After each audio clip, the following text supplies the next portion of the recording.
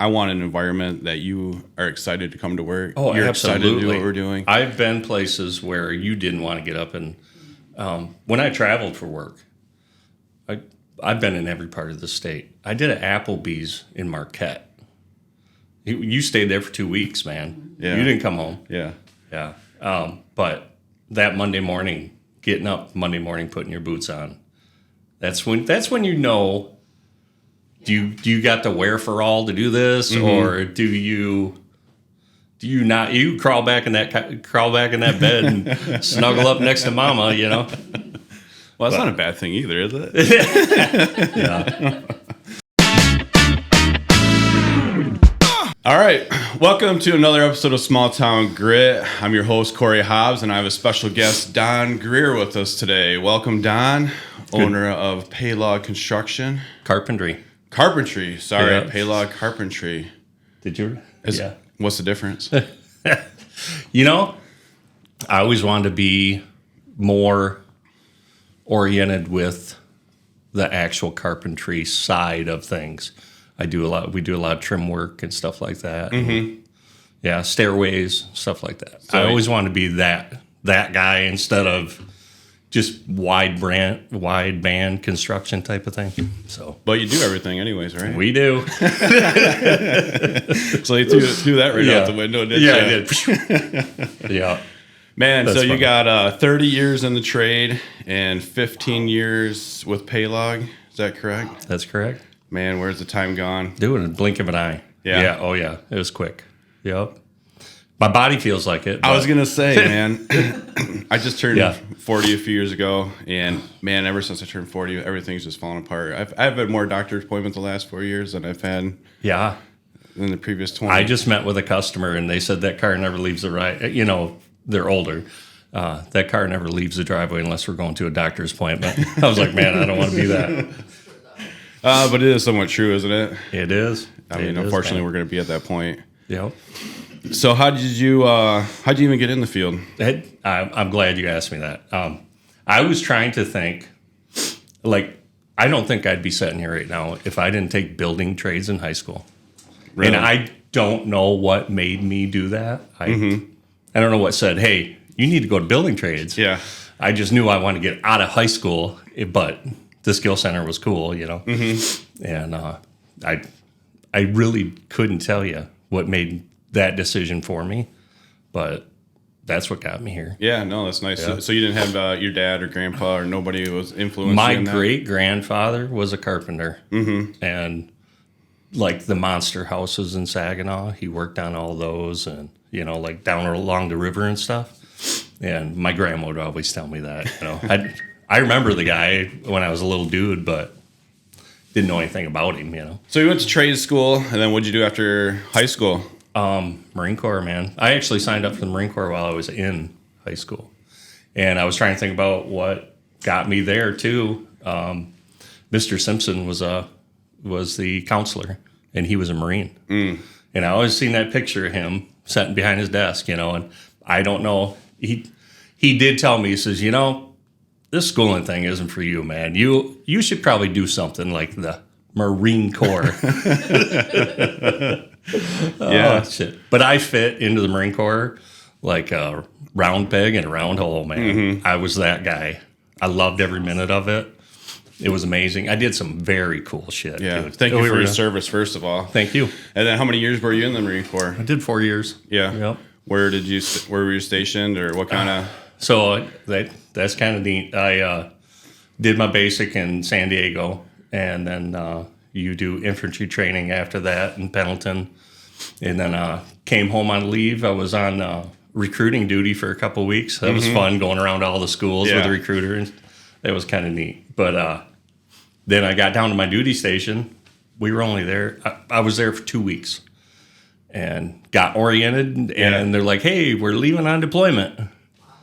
So they told us we were going to cold weather training and sent us to the desert. Yep. Yeah, that's not even close. That was Desert Storm, and that was my first year in the Marine Corps. Yeah. Bam. You know. Were you scared? You know, there was shit. No, I mean you're so they train you. They pound this into your head that you're bulletproof, Yeah. And it never came into your mind. I mean, you look at people and with the PTSD and stuff, and there's some bad things you can go through, real bad things. Seen that, but it just never came into our. I had a job while I was a landing support specialist, logistics. Mm-hmm. So I use that almost every day. Okay. You know what I mean? And but just it didn't happen to me that way. We had a job. We did our job. We got fired at. I mean, we were taking fire one time. We're laughing about it. I'm like, yeah, I think they're shooting at us. Yeah. Yeah. It was kind of crazy. You just didn't think about it. I couldn't imagine. I'm not going to lie. Yeah, I mean, I'm grateful all of our service. Oh, yeah. Yeah. So that takes me to coming back from the Marine Corps. I did some cool stuff. I would like to mention that. Kennebunkport, Maine is where Bush Sr. retired. Mm-hmm. We, at one point, we went and did set up these radar units. We had to do these cargo lifts, and I brought a picture of that too. But we had to do these cargo lifts, lift these big ass units. I mean, there's size of this room right here, right? And we never got to see the president. We know nothing cool like that. But we did fly in Air Force One, which is the helicopter. Yeah. I didn't realize there was a difference. You got into Air Force One. The only reason we flew into that was because the helicopter we used to get there. We flew from North Carolina to Maine in a helicopter. You can't even hardly talk in the damn thing. They're so loud. Mm-hmm. And we had one dude throwing up the whole flight. The Marines we're horrible. We messed with this guy the whole way. It was bad, but we did that lift with that helicopter. So to get us to where the radar units were set, we actually got to fly in Marine Corps One. Mm-hmm. You go into this helicopter. It's the one that the president steps off and salutes. Like he's got the Marines standing next to him, and you go into this helicopter and it's leather seats, and I'm like, where are we? What am I doing right now? Yeah, that was kind of neat. And then another thing we did, the training was intense. You're always doing some type of training, and spy rigging. Do you know what that is? Oh, it's kind of cool. It's you're in a harness, and you're hooked up next to a guy. You're on this big rope in the helicopter, hooks to the bottom of this rope. It lifts up and carries you around. It's supposed to be a way to get into an area without the helicopter touching down. Mm-hmm. So, and one thing, if you you're flying along. It's basically you're skydiving, but you got a harness hooked to you. Yeah. If you fly along with your hands out like this, you fly straight. If you put your hands in like this, you spin in a circle. Uh-huh. The guy I was hooked up with was crazy. He kept putting his hands in like this and laugh. Oh my God, he's laughing. You're spinning in circles fast. You no control. Yeah. Yeah. Oh man, you guys just messed with each other, didn't you? Bad. Yep. So you shared with me when you came back home, our little hometown, threw a little parade for her. It was awesome. And it wasn't a little parade. It was huge. Yeah. Yep. There was there was a VFW at the time. Okay. Here in Vassar, and that group I think organized the whole thing. I'm just guessing, but it was just awesome. And I said I don't know how I made it here for the parade. I'm like, the Marine Corps has got you going 10 different directions, and after we got back from Saudi, it was just there was a downtime, I guess. That's the only reason I can think of that I made it back here for the parade. But so that was in early 90s? 91 after Desert Storm? Yep. Yeah. So that was the end of your deployment? That was your 4 years? No. Okay, that was my very first year in Marine Corps. Oh, okay. Oh, yeah. Yeah. Yeah. Everything was just smooth sailing after going to war. Mm-hmm. Yeah. It was just training. And so what'd you do after you got back? Were you kind of lost? I mean, you kind of got back to civilian life. No, I started working right away. The building trades again, I think, got me my first job. my very first job was at Bavarian Builders in Frankenmuth. And my brother went to skilled trades, plumbing and heating at the Skill Center. And Tech Center is what they call it now. Yeah. He was still in contact with somebody from there. And Tim Zender, who owned Bavarian Builders at the time, was putting his feelers out looking for bodies. And somehow my brother got word of it. And that was it, man. I was like, okay, you're a carpenter. How long were you there for?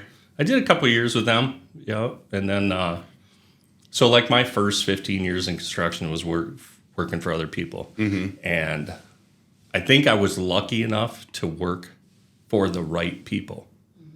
You get a lot of people that don't work for the right people, and you can tell. Yeah. Yeah. You see that going through bodies, I'm sure. But, yeah, I was lucky enough to... my very first carpenter I worked for was Guy Bruner. Oh, God. Yeah, he's still around still. Yeah. Fountain of information. Yeah. Him and Vic. Vic used to party a lot while I worked there. So nobody ever wanted to work with him. So they would stick me, the new guy. Yeah. Here, you go work with him. That's funny. So you said something about your brother, and he's actually a twin, isn't he? Yeah, we're identical twins. Who's older? He's got me by 5 minutes. I tell everybody I kicked him in the head on his way out. So you both are in trades. He went into the plumbing field. He's been doing plumbing and heating since we were 17. Yeah. Yeah. So what's it like having a twin? It's fun, man. Back in high school, it was great. We're identical, but you could tell the difference if you're around us for any length of time, And it's just funny how people. Well, when I started working for myself, coming back to Vassar, I used to travel for work, And coming back to Vassar, everybody thought I was him. They're asking me plumbing and heating questions. I don't know that stuff. So you started your own business. Actually, let's back up before you started your own business. You remember when we first met? I want to say it was when I worked for myself, though, I think. Really? Yeah. You were working with Troy. Oh, God. You guys were putting a little addition on. I drew up a print, and you guys had some questions. I walked through out there. Man. Where was that in one of the subdivisions in Frankenmuth? Had to be in Frankenmuth. Yeah, it was in Frankenmuth. It was over like Kramer Drive or something like that. Copy. It was kind of a yeah. weird little hand. You had a hand frame, quite a bit of stuff on it. But I would tell you, you influenced me that day because your demeanor that day was, you were very professional. I was in my 20s still. I felt I was the young guy around, and you gave me the utmost respect, and I appreciate that from today. One of your questions was, think about advice from other people, and you just treat people how you want to be treated. That's in life, That's pretty simple. Yeah, and I think we had a appreciation dinner a couple weeks back, and I think we talked about that too. We work in the same space as other contractors in this area, and the really good contractors in this area. Dude, I love it. And I really like the appreciation dinner that we have because we see all of our contractors, we see all of our friends, we see all the guys in our field. And that's what I look forward to. Yeah. Besides the drinks, I do. The drinks are good. Yeah. But so you got Pailog Construction. How'd you get that name? Gosh, Carpentry. Carpentry. Yeah, give me the Pailog Carpentry. Hey, so let's back up one. The working for other people. Yeah. Working for the right people. I framed in the union for a while, and that is trial by fire. We built, the first year I worked there, we built 74 houses in a subdivision in 1 year. You build a house, you walk right next door, build a house. You walk right next door, build a house. But the one thing with those, they slam them up so quick, right? You would think that the quality wouldn't be there. Quality was number one. If you didn't have it right, you tore that damn thing apart and you did it right. Yeah. So that was just that was part of it, and just like I said, working for the right people. Yeah. That got my mindset into quality. Yeah. Yeah, I talked to our guys about that, and we have that in actually every meeting we talk about it. Say, I'm okay if we have to tear something back apart to do it right. It's got to be right. And I think they kind of get thrown back sometimes on that. They're that's going to take us some time. It's going to take us 3 hours to pull this floor back and relay it. Absolutely. Like, if we don't do it, it's not right. I'm not. Yeah. I don't want to. You don't want to hear later, about it, right? Yeah. You don't want to hear about it. And we're not. Nobody's perfect, right? No. So, and I think sometimes when we get hired by our clients, they think that we're going to be perfect, and right. It just doesn't happen that way. There's so many variables. Your conditions of the existing house, material nowadays. The condition. So many. I showed you that one picture of that house. It was bad. Yeah. Yeah. From the 1800s. We've worked on houses from the 1800s. Yeah, and we Who might wants have, to do that? We might have. Are we crazy? Are we crazy? are. Yeah. Those old farmhouses. I love them, but I hate them. Yes. Yeah. I had a customer. I shouldn't even say this. I had a customer that had someone. We bid on a house, and they had someone else build it, and then we ended up getting to do the garage. Mm-hmm. We did the attached garage. Well, they had this breezeway in between the house and the garage. It was out of plumb, 1.5 inches and 8 feet. Oh my gosh! And it was all sided, windows, doors, everything in it. And they're like, "Well, you got to fix that." I said, "You call the guy that did this, have him fix it, and then we'll come back." We did fix it, but right. Yeah. No, we come across that stuff all the time. So you're running the show. You tell me what you want to talk about next. I'm following. Let me look at your notes again. Pailog Construction. I'm here. I'll tell you how I got my name. Yeah, please do. It's my kids. I have a Paige and a Logan, so I combine their names. Years ago, when I worked for other people, I always said if I work for myself, I'm going to name it after my kids. Yeah. Yeah. And you got your son working for you now? I got my son working for me and my nephew, Garrett. Yep. My son, Logan, and nephew, Garrett. Yeah. How's that going? Outstanding. Oh, my goodness, is that giving me some free time. Yeah. So, yeah, no worry. I don't worry. I go there. I go check on the job. First off, we meet in the morning and we go over what we're doing for the day. I'll give them a couple hours to go if we need anything to get started, and then I'll go back and check. Just basically check out on them. If they got something that, hey, Dad, you need to do this. I'm like, all right, I'll do this. Yeah. So one section we had the house we're working on right now. They had a bunch of pieces of flooring. We took out some cabinets, and they run the flooring up to the cabinets, and then we're putting a washer and dryer there. Mm-hmm. And it was all they had was pieces of this flooring. Yeah. So I pieced it all in, made it and followed it was like a faux tile type of thing, but I followed all the grooves and I don't want them to have to slow down to do something like that. Mm-hmm. So I'll throw myself in there every once in a while. No, I understand. I can relate 100%. Right. So how's it working with your son? Because I've had both of my boys work with me, and we've had good moments and not good moments. I love this kid to death. And smart. Damn, he's smart. Him and my nephew. I'm like, I never had that when I was this age. I struggled with everything I did. And I tell them something, they got it. I'm like, I know somebody had to pound that into my head when I was that age. Yeah. Yeah. Is it hard? Like for me, it's hard to still separate being a dad and being a boss.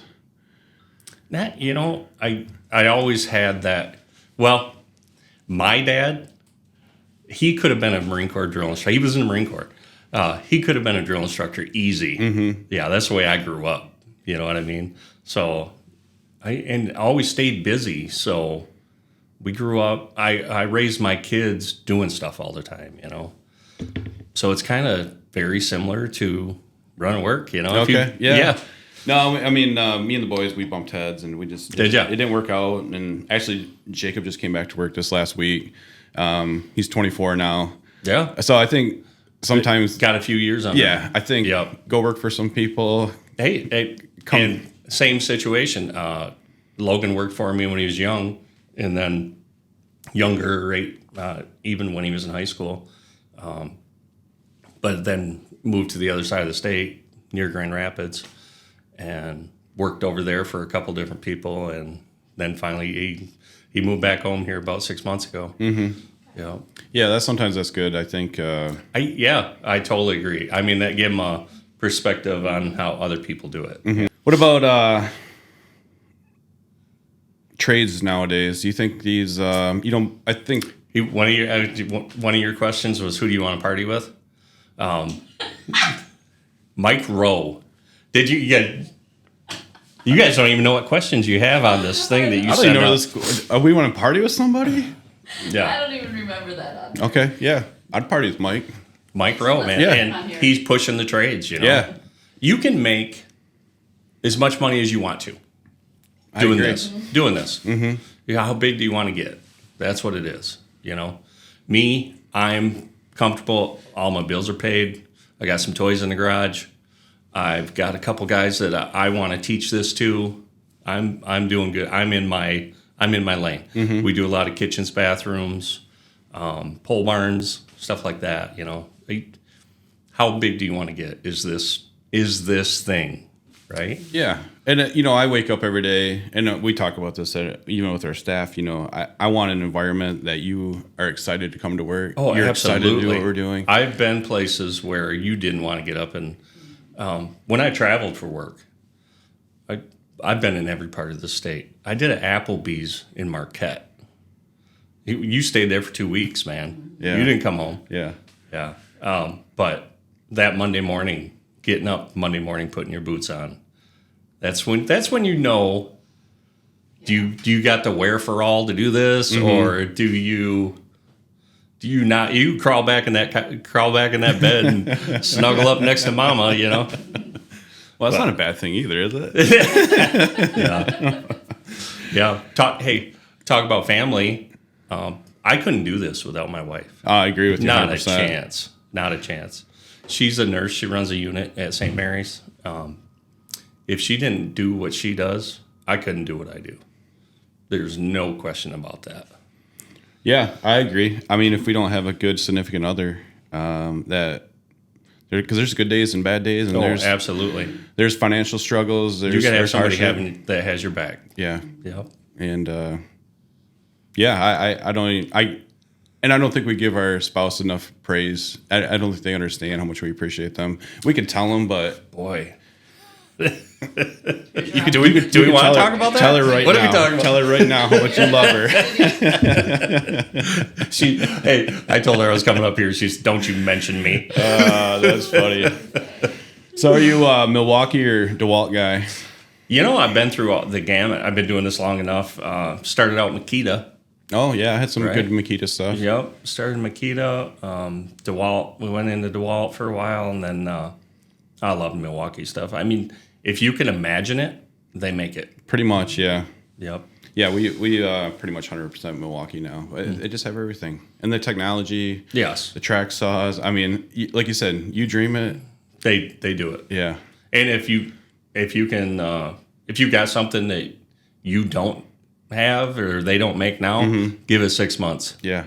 They're going to make it. And the warranty, I'm 100% satisfied with warranty. We've had issues on a few tools, send them out for repair, they come back. Yeah, and I've had tools that shouldn't have been warranted, and they still come back and they're like, oh, you don't know anything. I'm like, okay. Yeah. We dropped a Skillsoft 2-story scaffolding and bent up the guide and everything. I'm like, I just sent it in. I'm like, just fix it. And they warranted it. I was just like, all right, cool. Why are you warranting that? Absolutely. Yeah. So do you got a least favorite project? Oh. I mean, one that you could talk about? Yeah. Just like the 1800s houses, man. We did one in Richville.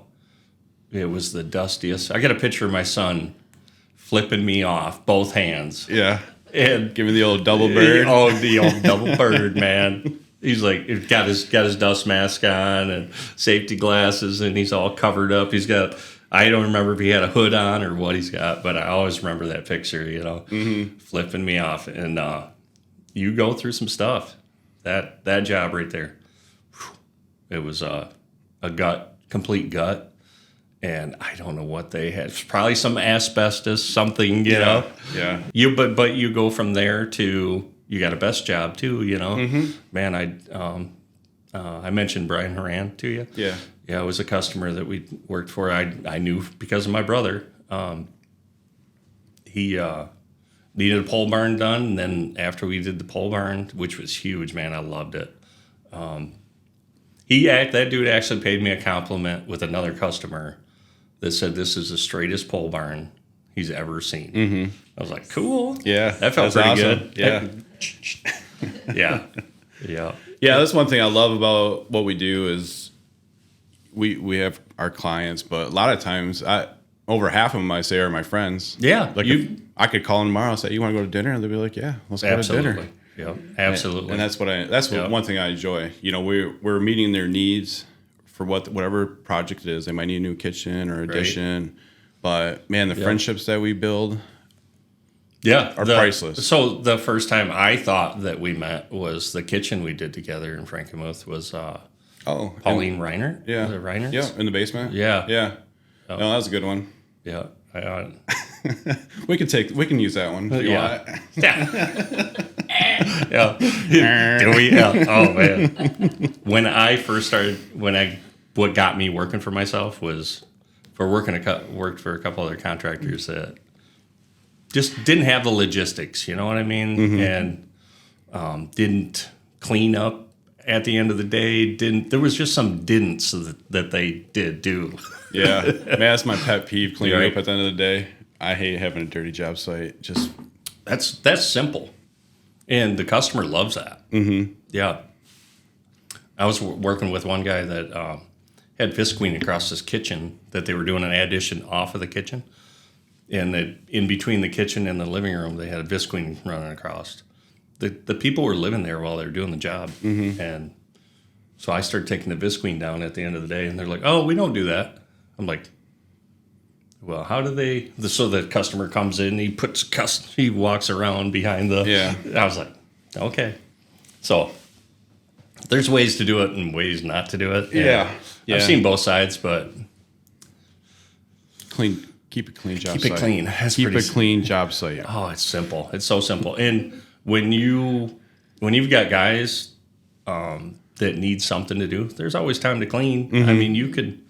Just if you got a good guy, you'll know that when that dude's sweeping something and you didn't tell him to do it, that's a good guy. You know what I mean? Yeah. They stay busy. So what do you do in your spare time? Obviously, we got the grind Monday through Friday at least. What's the so the bikes, man? Yeah, I didn't know I was going to love that as much as I do. I bought a Harley from a friend of mine. This is probably the fourth year now. I'd been eyeballing this motorcycle for years, and he would get out, and he bought it from a friend of his, which is a mutual friend. This guy, I called it his Sunday going to meeting bike. It was an 02 Road King, and this dude had thrown everything at it. It had every kind of jewel you could imagine, and the motor was beefed up too, and. But once I got that bike, I was like, man, I like this. Yeah. And my wife liked it too. Yeah. So that made a huge difference.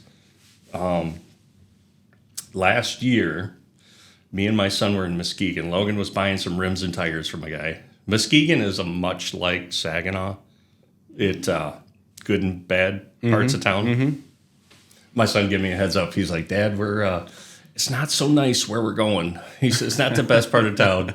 And it wasn't either, you know. We go to this place, and there's stuff all over the yard, broken down cars, and it was just funny. And but he says, we're close to the water. He says, you want to go hit the shoreline? I was like, yeah, let's do it. So we're driving through town in Muskegon and take a right, and there's this big Harley sign at the end of the road, So we had to go in there. And I walked in. They had some kind of event going, which they always do. The one of the sales guys, he says, come on in, man, check things out. He says, have some lunch. He said, you want to talk about anything? If you see something you like, let me know. I was like, yeah, I'm not really looking. I just wanted to come. I like Harley dealerships, And I seen a bike I liked. I was like, oh, man. And in this whole place, it's the only one that doesn't have a price tag on it. I mean, this place is huge. And it was just funny. I was like, all right, so let's go get the guy. And we go get him. And it was I think that was a 20 Ultra Limited. It's just a full dresser, and that's what I was looking for. I wasn't really looking. Right. But I was looking. Oh, man. But I didn't have price on it, and he's throwing numbers at me, and then he looked at the mileage, turned it on, looked at the mileage, and it was, for what it was, it had like 60,000 miles or something. I was like, what? He said, yeah, the guy drove it back and forth to California. And I was like, okay.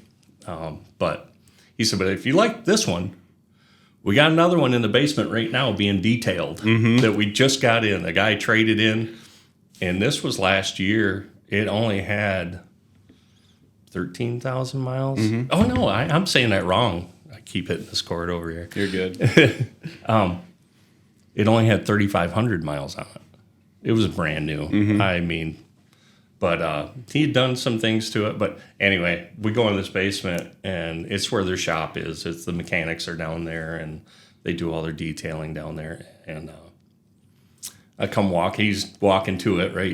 He steps off to the side, and it was like the sky parted, and the sun shined down on this bike. I was like, I looked at him, and I had with my son. I looked at Logan. I said, oh, shit. Logan says, oh, shit is right, Dad. Yeah. It's happening. So at that moment. That was it. So I was like, all right, I like this bike. I said, let's go over the numbers. So we did that. And I talked myself out of it. I actually left. And I sent my wife a picture. And she calls back, where are you guys at? I said, yeah. I said, just went and checked this bike out at the dealership. She says, you know what, honey? If you like it, get it. And I was like, who is this? Yeah. Am I talking? Did I call the wrong was number? going to ask you, at what point do you call your wife? At least you called her after you walked out. Oh, yeah. I would have called her after I signed the paperwork. Right. No. So and we love it. She likes to ride with me, and we spend a lot. And when it's nice out, man, I drive that to the job site. Yeah, that's my work truck. I would remember this one episode of Bob Vila I watched, and there was a contractor, and he rolled up in his Harley at the job site. I don't know what trade he was in. I was like, that guy's the coolest dude. He had a full dresser, he had a bag, he has tools in his bags. I was like, you are the OG. I would. The guys needed a 2x6 10-footer or so, 8-footer or something one day, and I'm on that bike. I'm looking at my bike, and my nephew says to me, he says, you're trying to figure out how to get that 2x on that motorcycle, aren't you? I was like, kind of. Yeah. Put a little hitch on the back, and you're going to pull a little job trailer. Oh, man. That'd be silly. It would be awesome, though. I would support that 100%. I got a little 5x10 out there. I'll hook up to the back, huh? Man, no thanks. No thanks. That's awesome. Are you concerned nowadays with all this people texting? And I mean, are you on high alert? You drive defensively. Like when I drive my truck, I'm on the offensive. I'm the guy.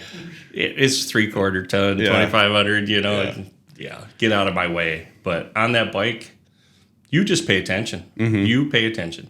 So many accidents. When I first bought my bike, I did a lot of research. I'm not overly research guy, but I did on that. In this case, I looked at accidents and what causes them.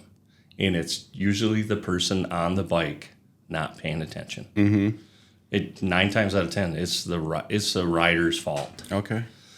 And people are going to be like, oh, that's bullshit. You know? And no, it's true. But you just got to be aware. You ride aware. And, I'm not a real highway fan either. I like the back roads. I like the back roads. Yeah. So this is the Don Greer show. So what else we want to talk about before we get out of here? Oh, I got a good one. This grandbaby of mine. Oh man, my I got a grandbaby too. Yeah. Isn't it cool? It's totally different than raising your kids. Yeah. I was hugging my daughter. I said, thank you so much for having a baby, you know? And I'm squeezing her, and she's like, Dad, you're hurting me. Yeah. How old is she now? 6 months. 6 months. Renly Rose. Oh, that's a beautiful name. And my daughter and son-in-law, they didn't tell us the names. Okay. And she was keeping it from me. The Rose is my grandmother's middle name. Oh, you want to talk about pull at some heartstrings. It was bad. Yeah.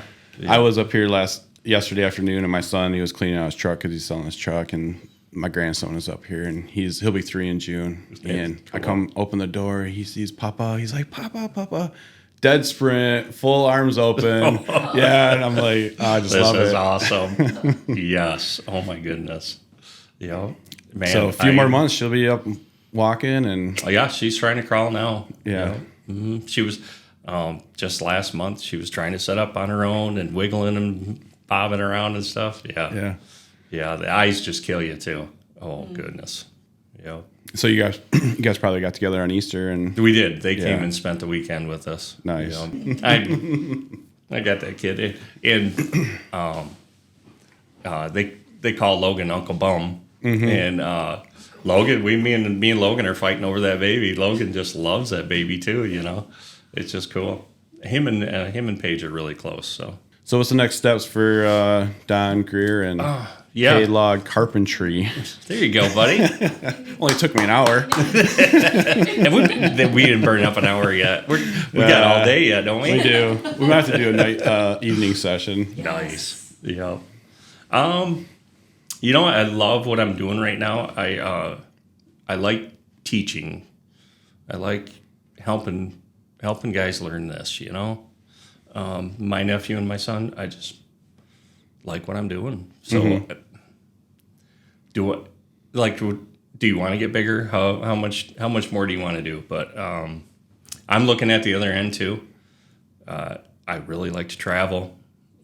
Like this summer, we're going to Ireland, which I'm really looking forward to. Jealous. Jameson. That's all I can say. Yeah. So, and looking at the other end. Yeah. Kind of transition point in your life, probably a little bit. Yep. Let these young guys see how big they want to make it. You know? Yeah, but sky's the limit, right? Yeah, it really is. Sounds like you're a great mentor. I try to be. And, education. I'm trying to talk these guys into taking some classes towards carpentry or, you know, just something hands-on, you know. Yeah, there's so many resources out there, whether it's schooling. Back when I framed in the union, they sent you to journeyman school. I didn't stay there long enough to do it. You know, I moved on to the next thing. But, you know, even when I did commercial work, I was just lucky enough to work for the right people to gain my knowledge, you know. So, Don, I appreciate you coming in today. It was fun, dude. I'd do this anytime. We'll have you back. Yeah. We'll have you back. Maybe after Ireland, you can tell us your Ireland stories. Oh, dude. So I hope I come back. Yeah. It'll be cool. Well, I appreciate it. Thank you, sir. Thank you.